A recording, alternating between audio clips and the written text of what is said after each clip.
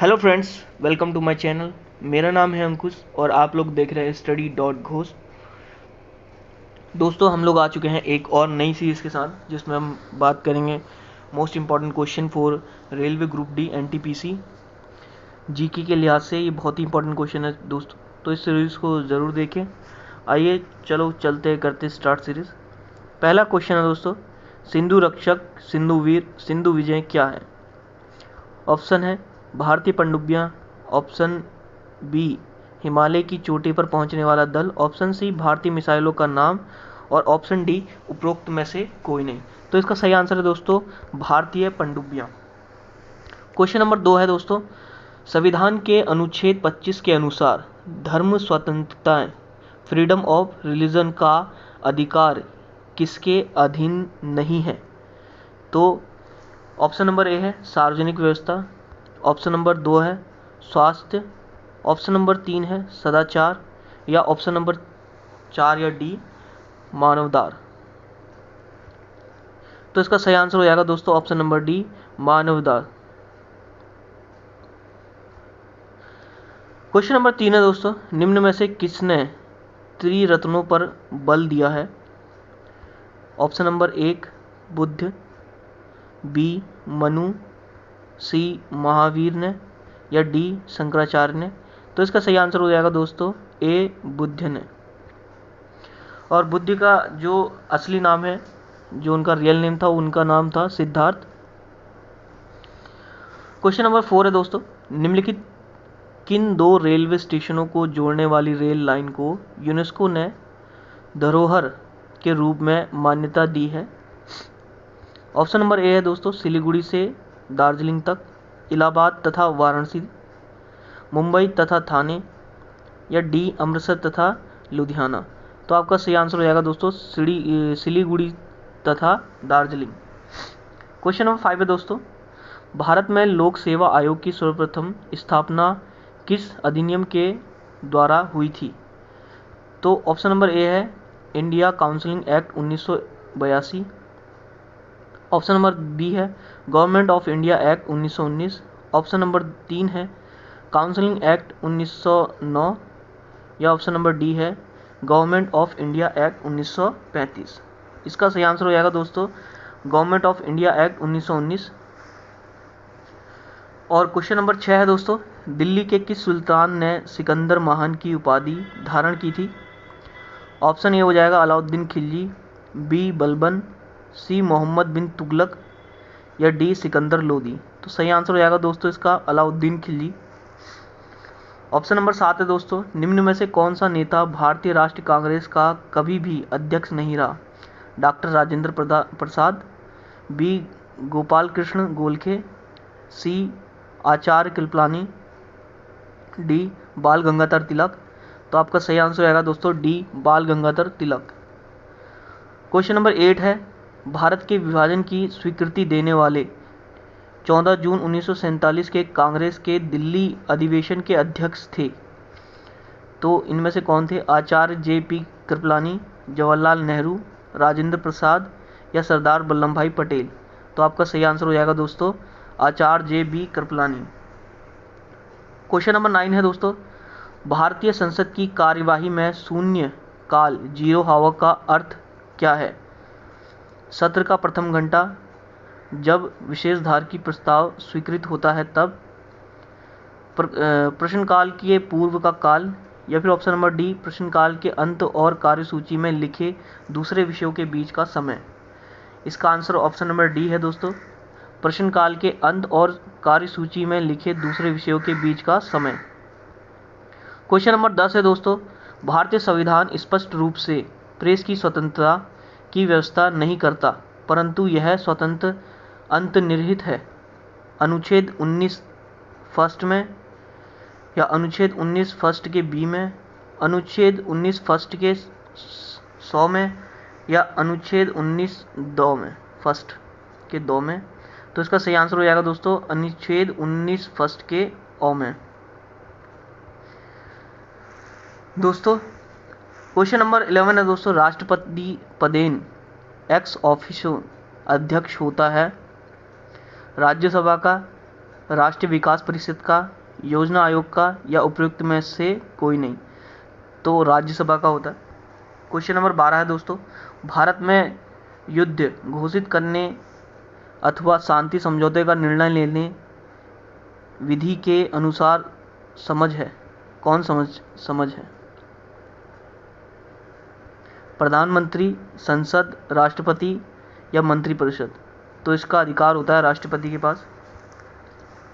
Question number 13 है दोस्तों, Hormuz जल संधि जोड़ता है अरब सागर और ओमान की खाड़ी को, अरब सागर और लाल सागर को, फ्रांस की खाड़ी और ओमान की खाड़ी को, या ऑप्शन नंबर डी लाल सागर और अंदन की खाड़ी को? तो इसका सही आंसर हो जाएगा दोस्तों ऑप्शन नंबर सी, फ्रांस की खाड़ी और ओमान की खाड़ी को। क्वेश्चन नंबर 14 है दोस्तों, भारतीय रिजर्व बैंक करेंसी नोट जारी करता है।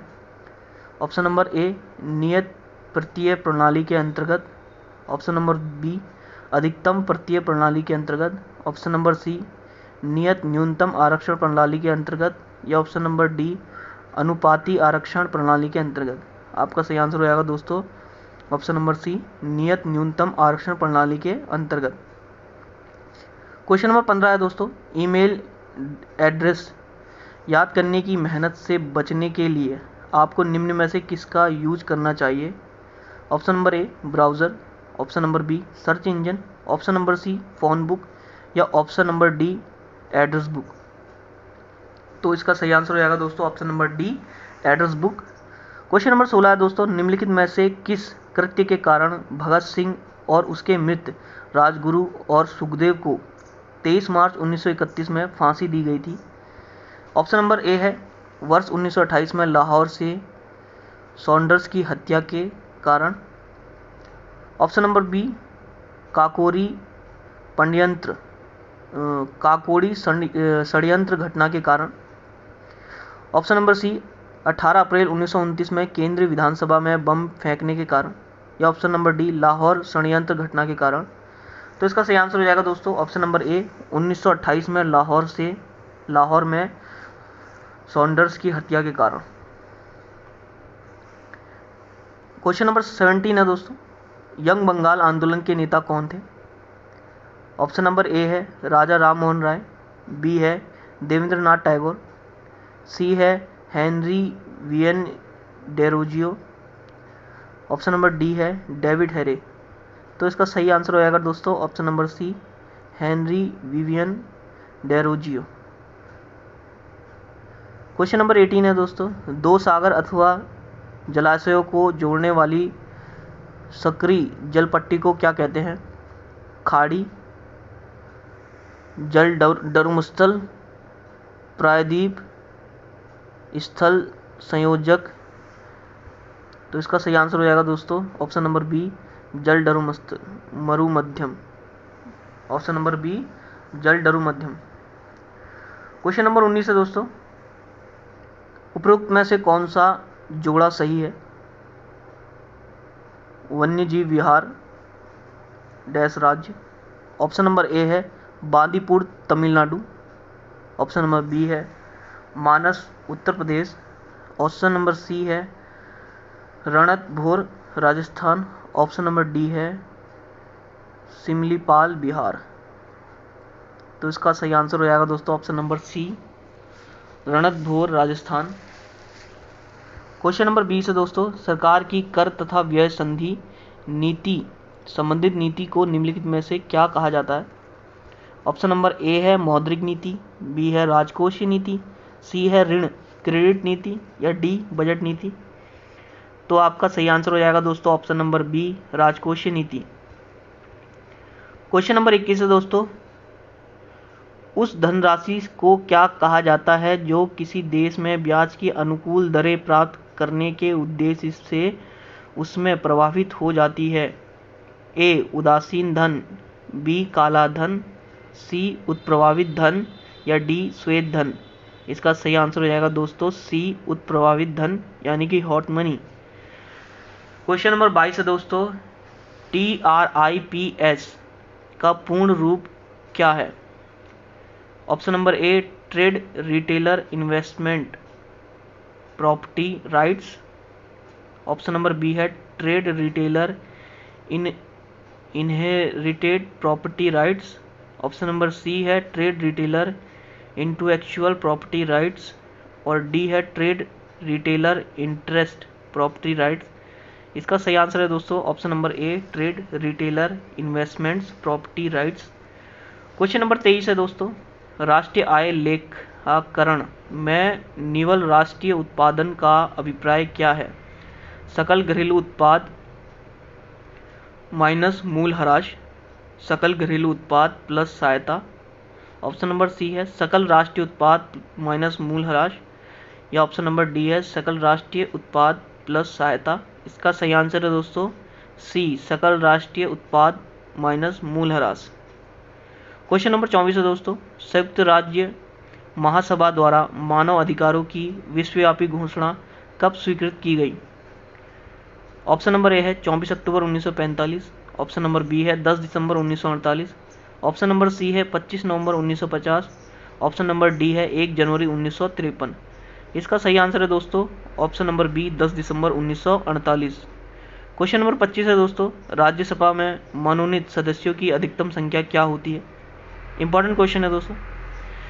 ए 10, बी 22, सी 14 या फिर डी 155। इसका सही आंसर हो जाएगा दोस्तों बी 12। ठीक है दोस्तों, आज के लिए बस इतना ही। मिलते हैं किसी और नेक्स्ट वीडियो पे, तब तक के लिए बाय बाय, जय हिंद।